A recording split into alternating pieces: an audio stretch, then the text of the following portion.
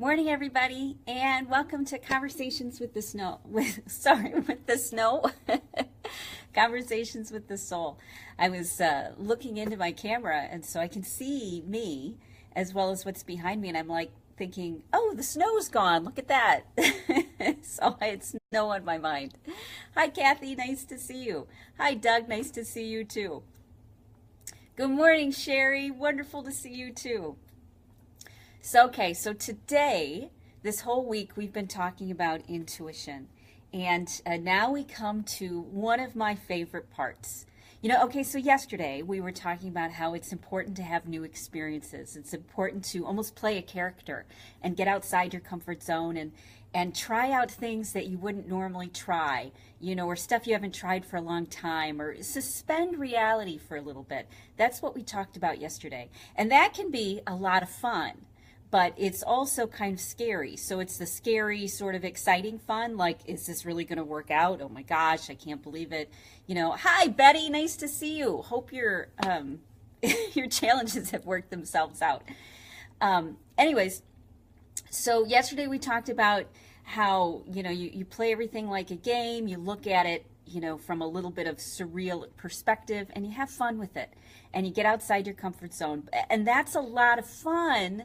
But it is terrifying, which makes it a little bit harder. But today we're talking about the next step, which is fun in a more freeing way. It's fun in a way where you put down all of those judgmentalisms and you have hope again, and you look towards the future, and you look at the world in a very optimistic point of view. Now, when you were a kid, and you didn't know any better, before things happened to you, before people broke your heart and betrayed you and life went wrong and you screwed up and all of that, before you did that, when you were a kid, you were probably kind of an optimist.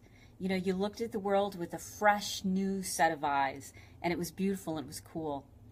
But then life happened and we became more of a realist. And we might have tried to be an optimist because, positive psychology is important. Hi, Margie. And we probably tried to be an optimist. The problem with that was we were an optimist in things that we were saying. Hi, Mary. In things that we were saying, but not in things that we were feeling. That's because all of those old wounds, all the betrayals, all the hurts, hi, Michelle, all the things that went wrong, we still remembered them. And on a body-mind level, on our nervous system level, we remembered that. So we were actually kind of in conflict. We wanted to think positively and optimistically, but our body was still freaking out. And we were still mad and frustrated and resentful and angry. And the harder we tried to have a positive outlook and a positive attitude, the worse it seemed to get. So why do all of these gurus and personal growth people and positive psychology and law of attraction and all of that other stuff, why do they talk about how your beliefs and your thoughts create your reality? Actually, they talk more about how your thoughts create your reality, how, if you think good things, then good things will happen to you. The problem is if you think good things, but you don't feel good things, then one, you behave kind of in a bizarre sort of way, which makes people go, what are you doing? You feel this way, but you're saying this. You're saying you're a happy person, but clearly there's something going on. Clearly you're angry, you're frustrated, or upset about something. So, that's really common. It's normal to want to be happy and want to be optimistic, but it seems like way too much work. Way too much struggle to get over how we feel, which is why we've been kind of going through the process of intuition where, you visit how you feel, and you pull yourself out, and then you give yourself new experiences. And now is where you create a foundational piece, which is you get to decide what you want to believe. And the beautiful thing about this is you can be a realist. You can look at the world and say, this is not good. This is not a happy thing. How you feel is bad. How you're expressing yourself is bad. You can still kind of have those feelings, but you take it to a higher level. If you're going to find any sort of inner peace in your life, if you're ever going to really move forward, you have to be in alignment with yourself. And if yourself is conflicted, and it's going to be conflicted because you're a human being. That's so normal. You have to find a set of beliefs, like a big umbrella, that can cover everything that you believe, all the contradictions, all of the problems, all of the issues, all of the struggles, where you can still be scared and still be angry and still be hurt and still be okay with it all. So you keep moving forward, so you stay motivated. It's so normal for us to go down the track of thinking this is never going to work. Hi, Jackie. This is never going to work for me. I've done this a million times. I'm going to try to be happy. I'm going to try to be optimistic, but I really don't feel it. I don't feel that way. The key is looking for beliefs which are higher than that.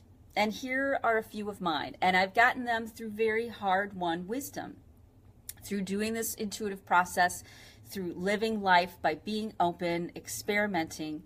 You know, I've come up with, for me, a set of beliefs which I can be okay with, a story that I can live with.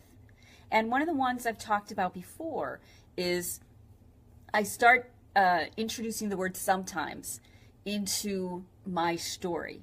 Yes, sometimes people are unkind and they'll betray you and they'll hurt you, but not all of the time. And when they do, it's a process towards growth, happiness, and healing. It's not denying the fact that people can be mean and hurtful.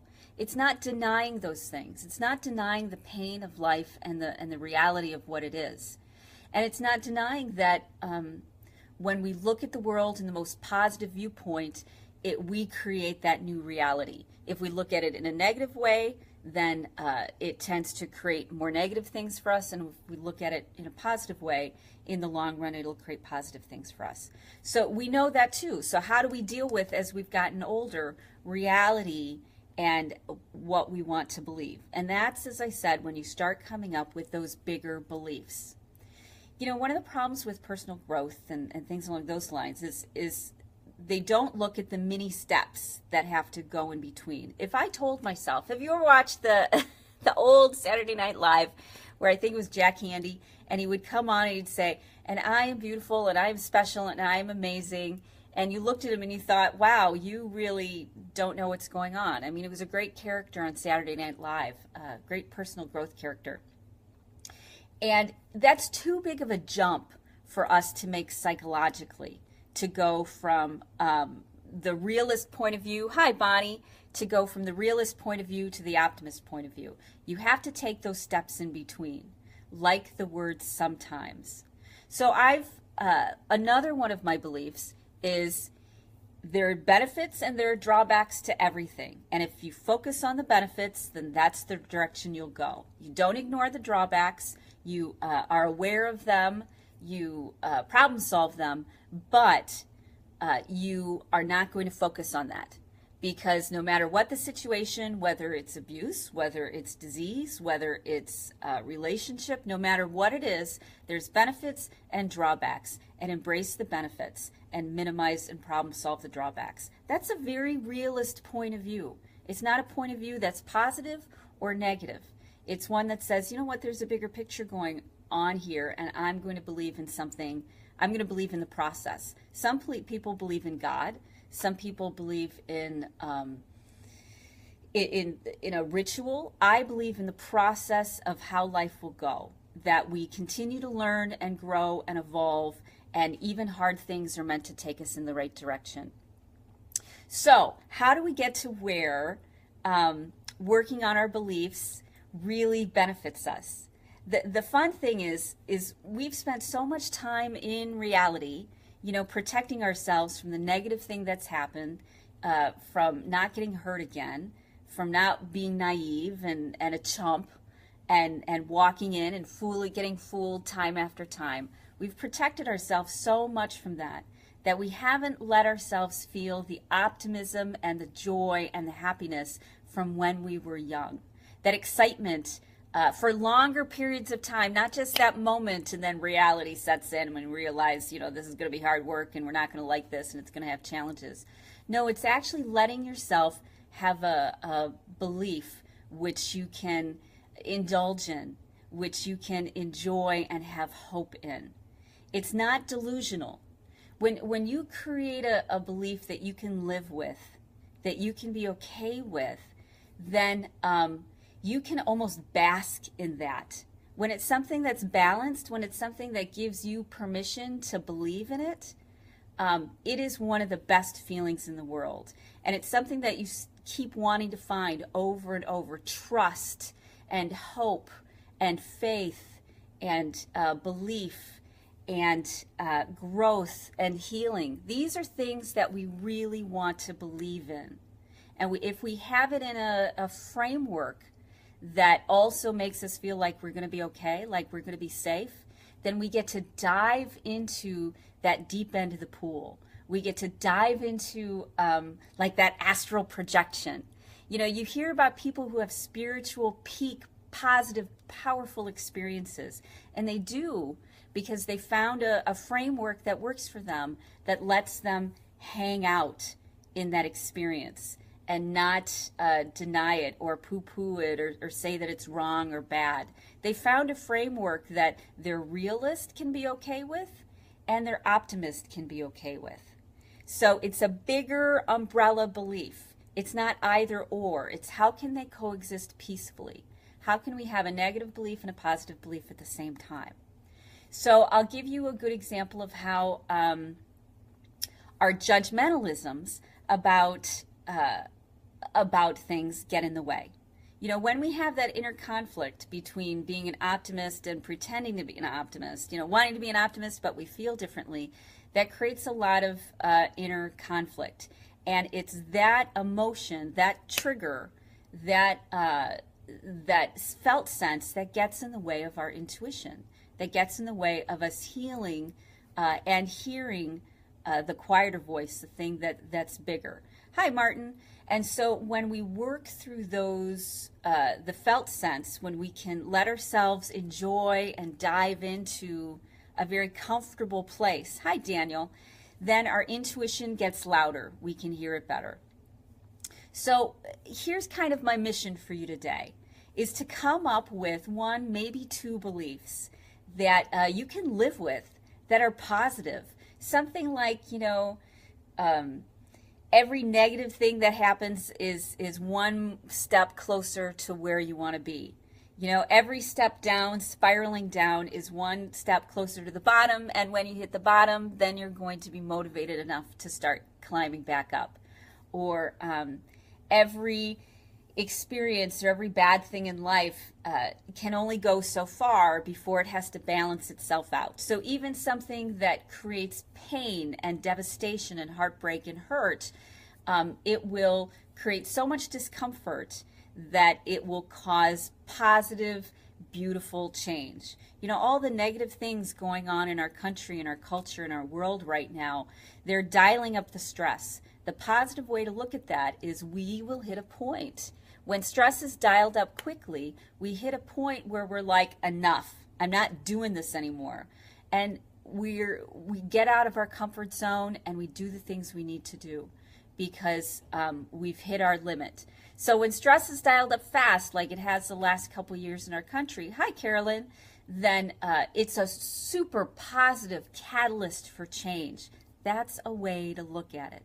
So when you start coming up with positive beliefs like that, it gives yourself permission to live, hi, Mariana, to live in that hope and live in that joy. And that is one of the best feelings possible.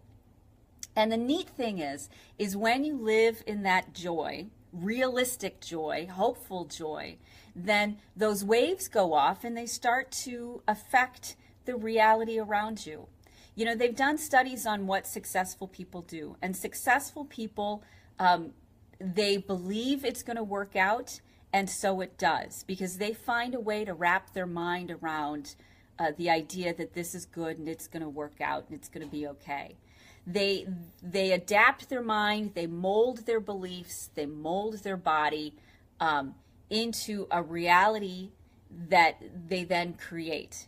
You know, they shape the people around them at the same time. So they not only shape themselves, but they start shaping their whole environment. Let's say you're in a job you don't like and it's a very negative culture. One of the side steps, or one of the ways to work through that, is you get together with the other optimistic, hopeful, realistic, happy people in the company, and you band together and you start your own movement within the company that you're at.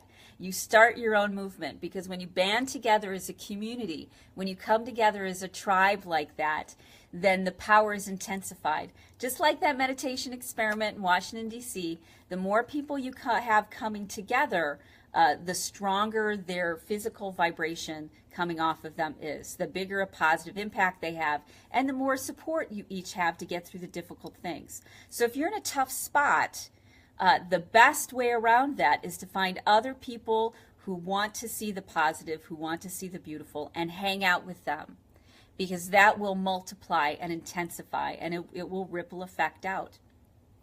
So hanging out in these new beliefs, beliefs that you can embrace, that you can love, that you can be hopeful in, they create the reality around you. So here's a good example. I had a friend of mine who went and got some Reiki work done from someone that they haven't seen in a couple years. And this friend of mine's been through some struggles. They had, their parents are getting sick. They have abuse in their past.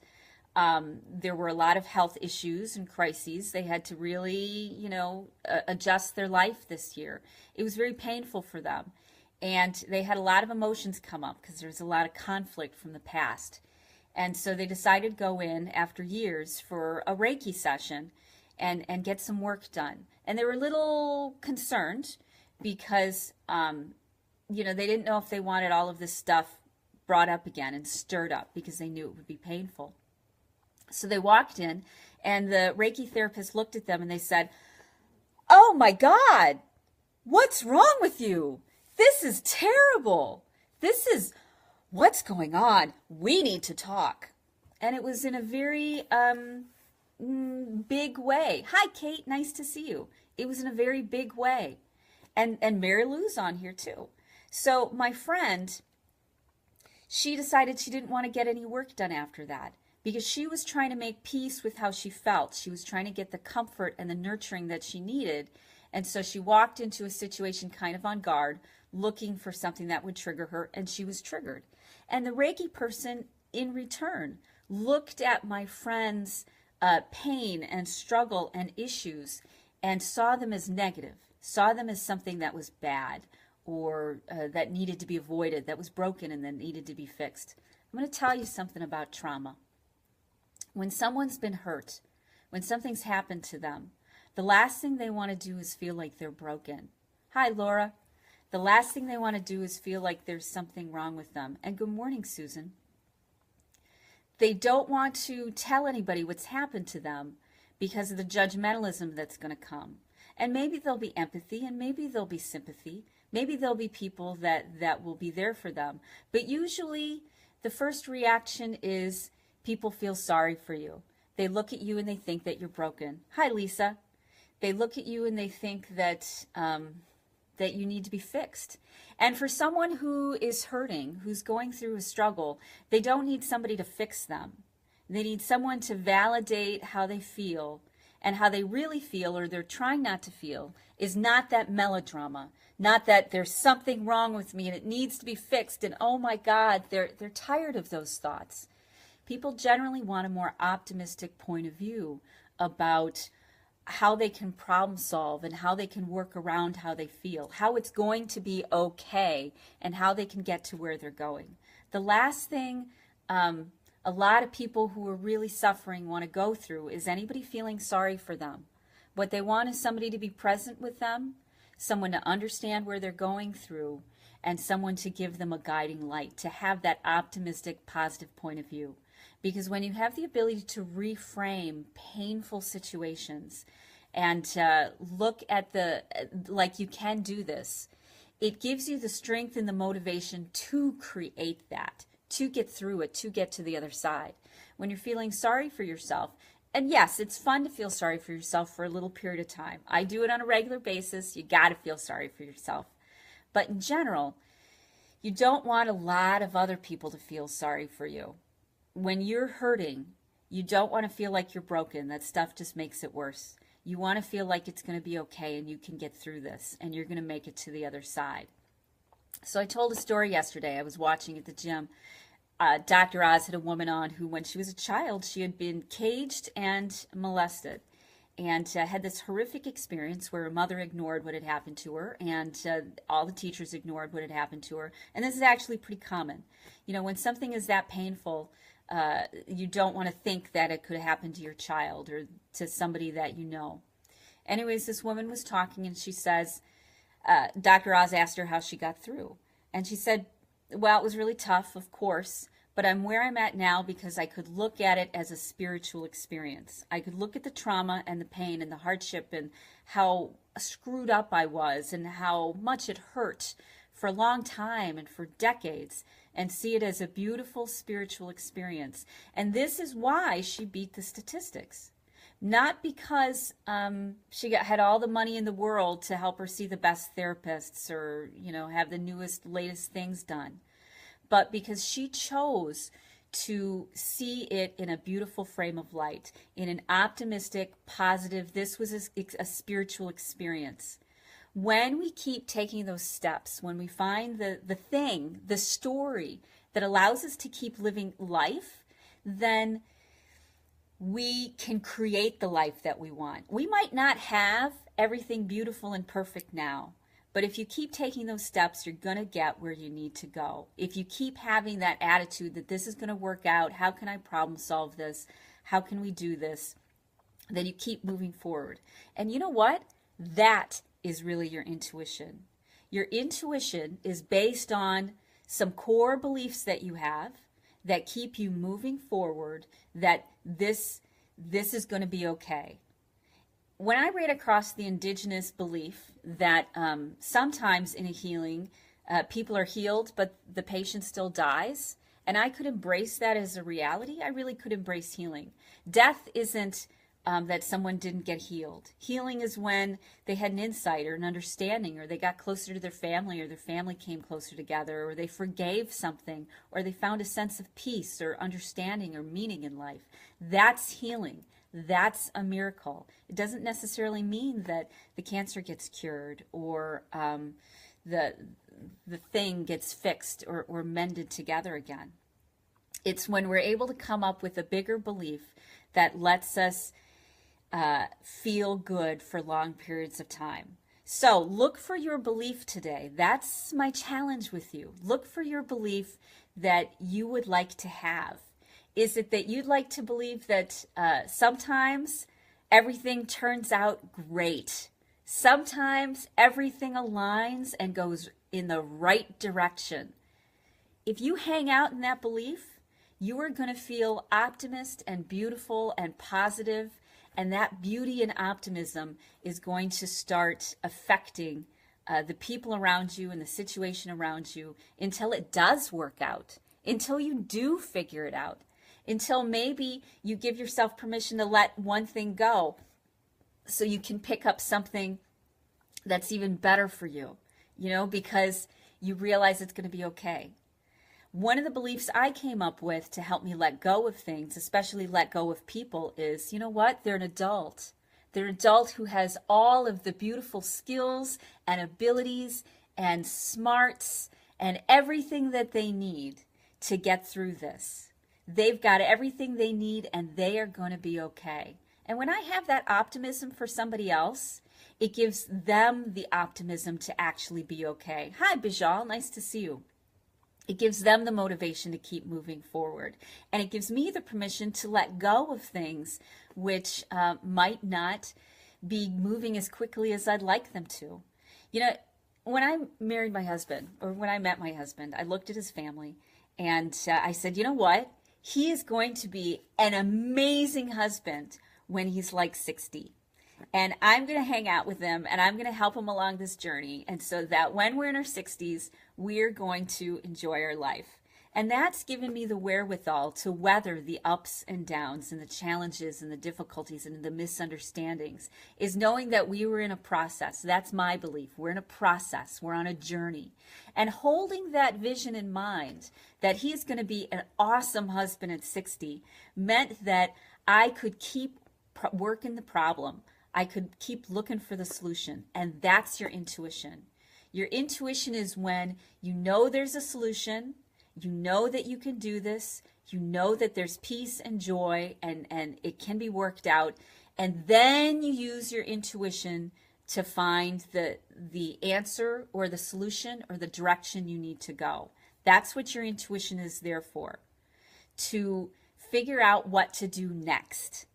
And what to do next should be based on those beliefs that this is possible, that this is doable, that you can do this, and that it's going to be okay.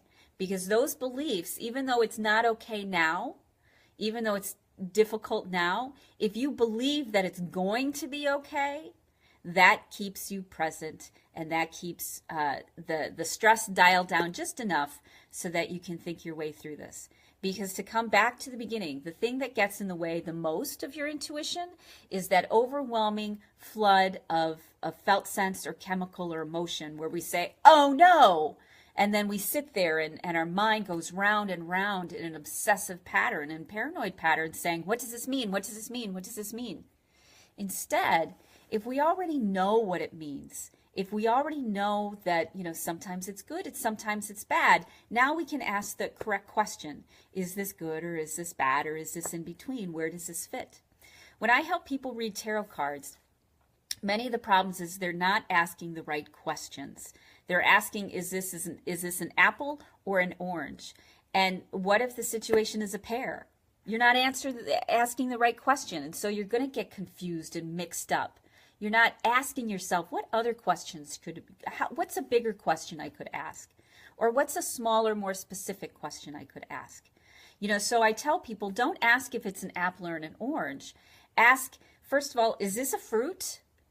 If it's a fruit, what kind of fruit, is it almost like that guessing game? Is this a fruit that has a bright color or a fruit that has a not bright color?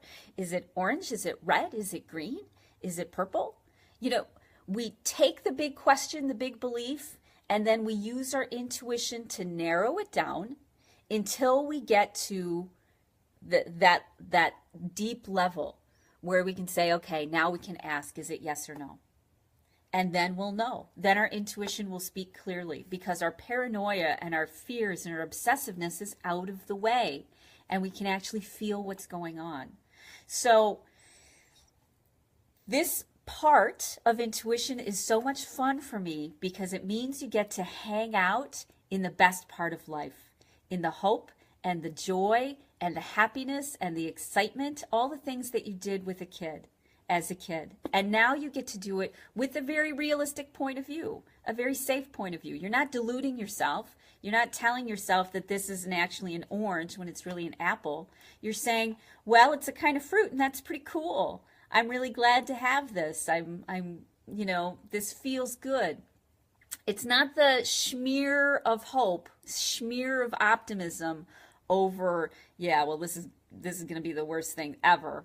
It's not you trying to convince yourself that everything's okay. It's knowing on a deep level that it's going to be okay because you've been through this or you've been through something just as difficult or you have the ability to work through it. That's what it is. It's that bigger umbrella belief.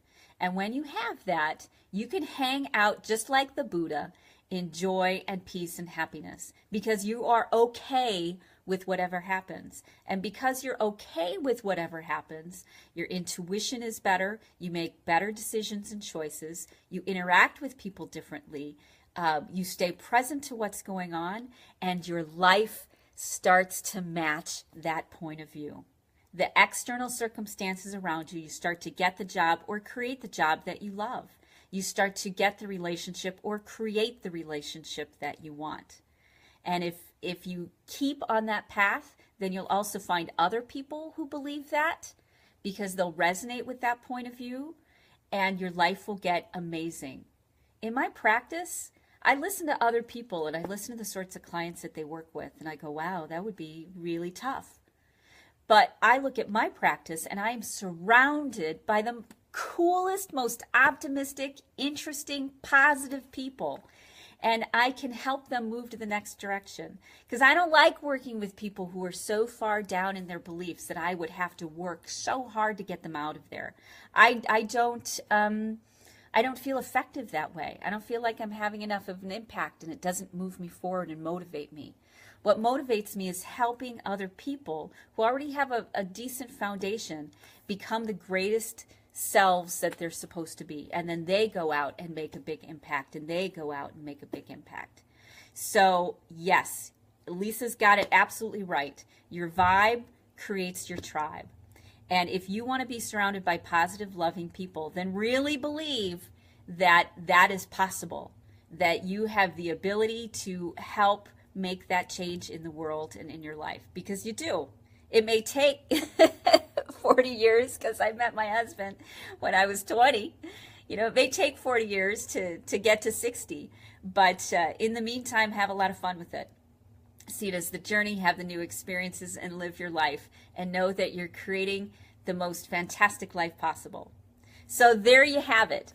Next week, we're going to work on self-care. Next week, we're going to talk about self-care. And actually, I hate the word self-care. It's a dirty word to me, mainly because self-care is really, I take care of everybody else, and now I have to take care of myself too. Are you kidding me? This is nuts.